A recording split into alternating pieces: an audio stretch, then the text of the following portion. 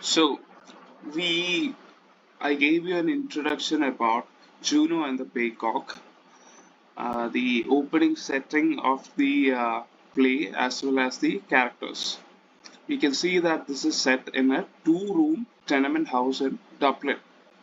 Tenement housing are special sort of apartments that are uh, for the working class, and this highlights their impoverished circumstances.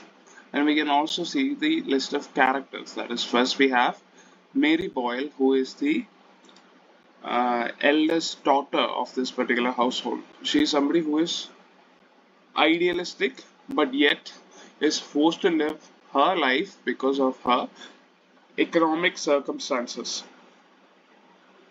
Then we have Johnny Boyle, who's a younger brother. He is somebody who took part in the Irish Civil War, but that left him both emotionally as well as physically wounded and scarred. Then we can see, then we can see Juno, who is the matriarch. Juno, she is responsible. She is, even though she is worn down by years of struggle, we can see that she is a very responsible lady who does her job. So she symbolizes resilience amidst adversity. And then we have Captain Boyle, the father of this particular family. He used to be a naval captain, a captain in the navy.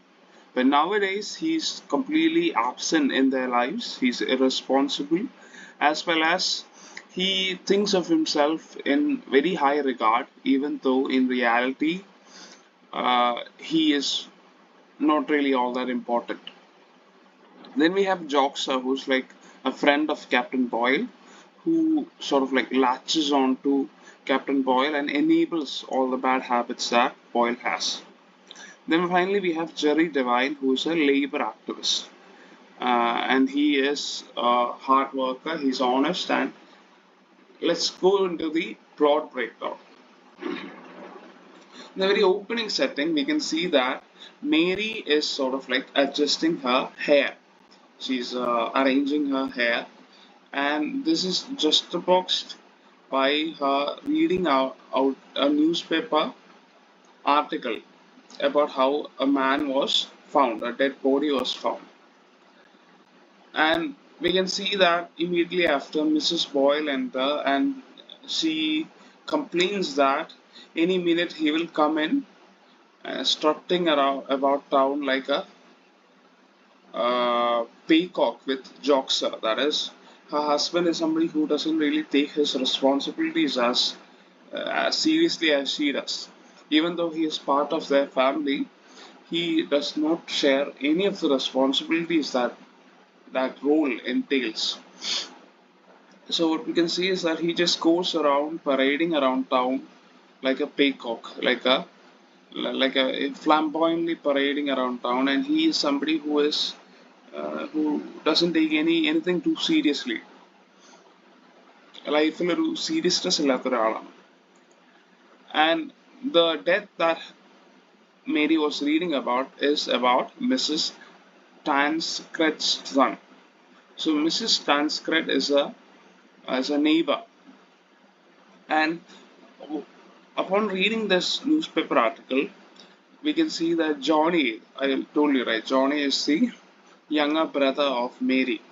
He is physically and emotionally scarred from the war. So, reading all these details about that death, it causes him to be visibly distressed. So he tells his sister to like quit reading it for God's sake. Are you losing all your feelings?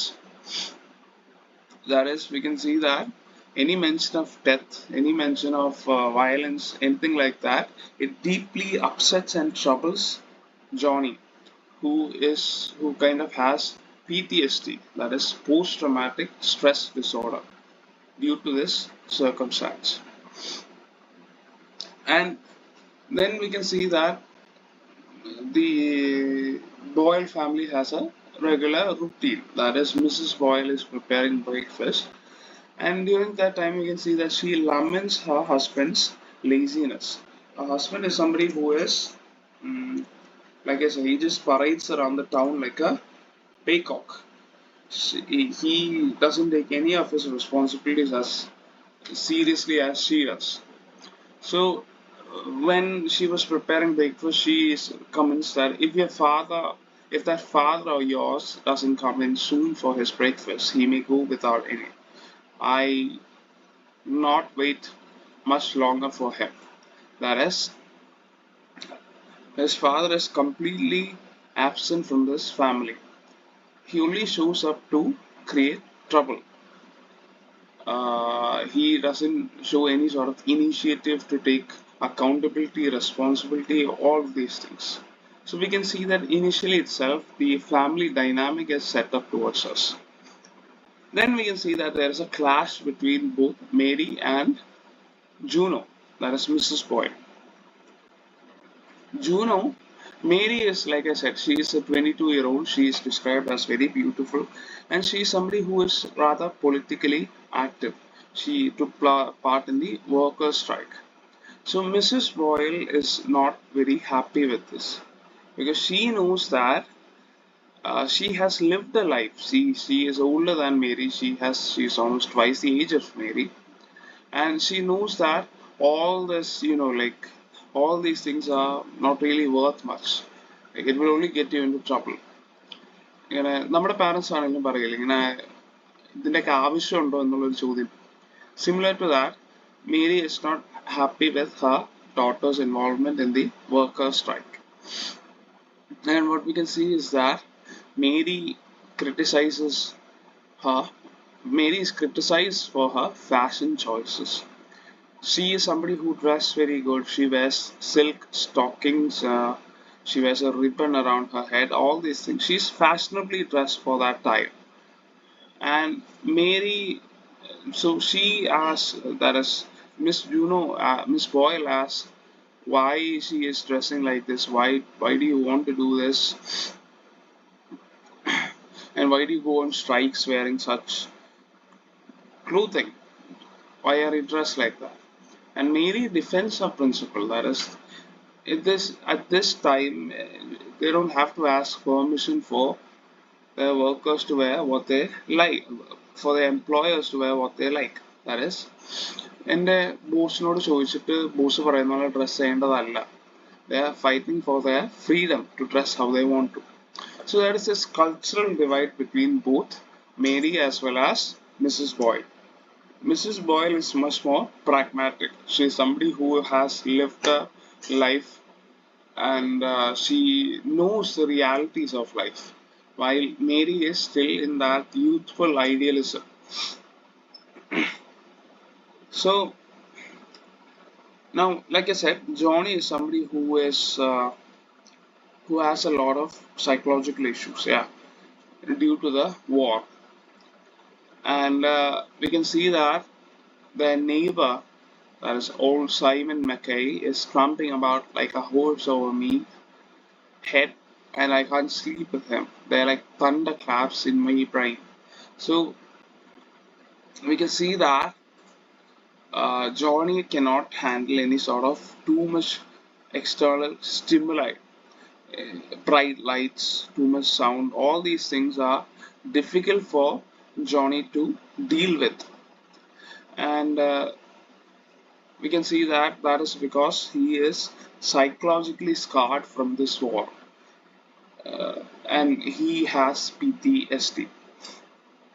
Now all of a sudden Jerry Devine enters, and Jerry Devine is, like I said, he's a work he's a hard-working activist, workers activist, and he comes in with a glimmer of hope. That is, he has a job opportunity for Captain Boyle.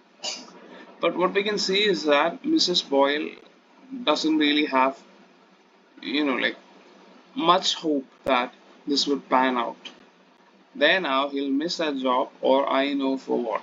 That is, her husband is very unreliable. Even if he gets that job, he might not do it properly and he might be fired.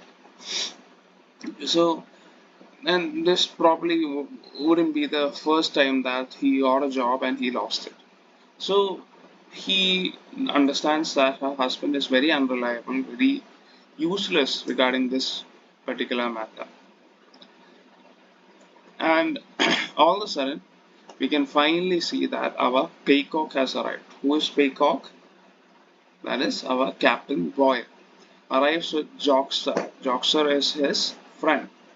And they both come in singing drunk, singing songs and all these things. So we can see that there is a contrast between how Captain Boyle behaves and how the rest of the family behaves. Rest of the family is in a somber mood. They are preparing breakfast. They have a lot of problems to deal with. Johnny is psychologically scarred. Mary is uh, forced by her situation, her circumstances of her life to not get that ideal that she expects in life.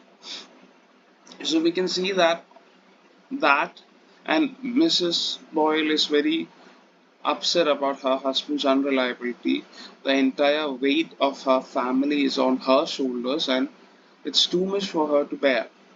So all these somber things contrast with how Captain Boyle and Joxa enters. They're happy, they're singing songs, they're drunk out of their minds, and there's this notion of, like, how do I say, grandioseness. That is why he's called a peacock. Peacock is the pronunciation, that is the Irish pronunciation for peacock. So that's why he's called a peacock. He's somebody who's very grandiose, somebody who has a exaggerated opinion about himself. And this demeanor contrasts sharply with his family's struggle. And then we can see that Mr. Boyle tells tales about his past naval exploits with a lot of theatrical flair. So we can see that Mr. Boyle, Captain Boyle, he's somebody who doesn't live in the actual world. He's somebody who is very delusional, up in his own head, and he has this grandiose image about himself. So, a couple of themes that we must look into. First thing is like economic struggle and class conflict. The Boyles are firmly part of the lower middle class, and the lower class, the working class. So their situations, their circumstances are highlighted within Sean O'Casey's play. Like I told you, Sean O'Casey was somebody who was a champion of the working class. He wanted to highlight realistic, true stories about the working class. Then we have war and its aftermaths. That is particularly specific to Johnny, both his psychological as well as physical scars due to this war. Then yeah, that's all these things. So anything else is there in the notes. You just have to refer to it and listen to this video, watch this video, and ask me if you have any doubts. Okay, thank you.